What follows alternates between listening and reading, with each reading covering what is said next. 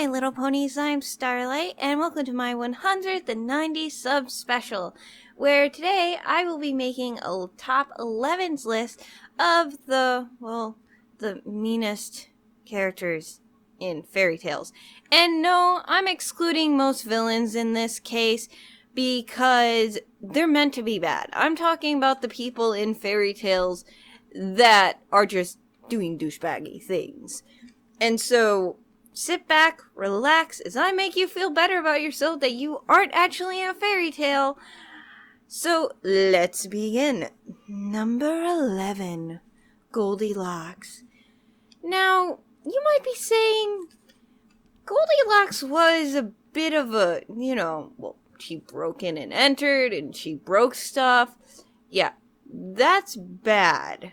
I understand that Goldilocks is bad, which is why she's number 11. But I think the bad part is that we're supposed to sympathize with her.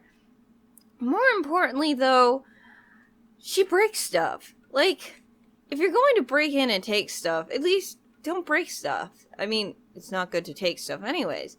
But also, she's just really mean. Think about it. She sits everywhere. She sleeps in every bed. She doesn't clean up after herself. She eats all the porridge. Ugh. Anyways, so that's why she's on the bottom, just because we're not really supposed to like Goldilocks anyways. So, let's move on to number 10, which is Jack and the Beanstalk. Now, in this story, the giant is supposed to be the villain, but the mom is also kind of a douche.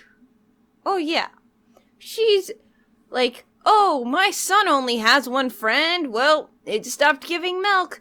Okay, time to let you take it to the slaughter, my boy, so we can get some money. Now, I understand that money is very important, especially for a very poor family.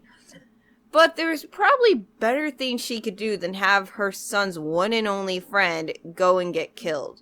And then the rest of the story is him climbing up a dangerous beanstalk, stealing from the giant, and then cutting down the beanstalk and supposedly killing the giant. So yeah, you got killing your son's best friend, you got theft, you got murder.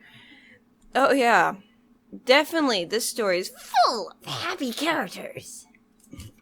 Sorry. I'm losing my voice. Where were we? Yes, number 9. Rapunzel. Now I'm going off of one of the older fairy tales on this one. So basically, the mom of Rapunzel is pregnant, and she bullies her husband into going into the witch's garden and stealing vegetables for her to eat. And she knows this is the witch's garden. She knows that those that steal from the witch's garden are punished. And yet she still has her husband go out and steal from the witch's garden. Which, of course, eventually he gets caught. And so then they agree that she can have their firstborn child. And then proceed to forget about her. Something about more children come and all that stuff. Yeah, the witch is kind of, mean for putting Rapunzel up in a tower. But her mom and dad were guilty of stealing from a witch. So they're not the brightest bunch in the bulbs. And then they forgot about their own child. Okay, I understand that this story was written by a man, but most women never forget or get over the loss of a child. So it's not like the witch cast a spell on them. They just straight up forgot about her. What the frigets? That is why I think they are repulsive characters. Number 8. Pied Piper. Now, yes, in the original version, he took a bunch of kids and drowned them because the people wouldn't pay him. But then again, the people could have kept their children safe by merely paying him what they offered. Seriously. He's like, I can get rid of the rats. They're like, okay. They discussed a price. They agreed upon it. He did his job. And then the townspeople stiffed him. I'm not saying murdering all the children was the right action. All I'm saying is that you shouldn't stiff people because then there are going to be consequences if you don't pay what you agreed to pay. I understand that the other person doesn't deliver, but he got rid of all the rats. So he kept his part of the bargain. And number 7 is Snow White. Now, yes, we all know that the queen is evil. I mean, she's referred to as the evil queen. But for this most part, I'm going to focus on the huntsman. Okay, let's say you have a boss, and he calls you into his office, and he says, "Hey there, I want you to kill this 7-year-old and cut out her heart and put it in this box." Okay, that is all. I'm sorry, I would probably, in his case, go to, she probably has a grand council or something like that. Be like, yo, she's trying to kill the only bloodline to the throne, and, she hasn't really been that great of a queen. And then they could have been like, okay, she's a murderess. They can't actually behead her, I don't think, in this time zone, but they could have imprisoned her inside a castle or a tower. And so, while that's not the nicest thing, imprisonment, murder a 6-year-old. I'm sorry, I would have snitched. Because, quite frankly, murdering a 6-year-old and cutting out her heart is ridiculous. And yes, I know he didn't actually do that, but he agreed to do it. Like, if she would have been any less, oh, so sweet and adorable, he would have totally slit her throat and cut out her heart. That is just douchebaggery. So, let's move on to number 6. The Little Mermaid. Yes, once again, the villain is the sorceress. Although, in the original story, she wasn't that bad. She gave her legs. And in return, she couldn't go into the ocean anymore, and her legs hurt to walk on them. But let's face it, she's turning a tail into legs. Honestly, the fact that it didn't hurt worse is... Anyway, the point is that the real douchebaggery, and no, I'm not even blaming the prince, because the princess never told him who she was. And so... her sisters are the douchebags in this. They go to the sorceress and are like, we want our sister back. And they're like, okay, take this dagger. Have her, once again, cut out the heart of the one she loves and throw the blood into the ocean. And voila, she can jump in and her legs will turn back into a tail. But she doesn't do this. She instead lets her soul turn into Seafoam because murdering the one you love is not right. Also, it takes years to get over some relationships, or at least 6 months. And so the fact that their sister's like, oh, well, he married someone else yesterday, so go stab him. Really? Really? Ugh. Her sisters were total douchebags. Okay. Moving on to number 5. The Princess and the Pea. Okay. Let me ask you something.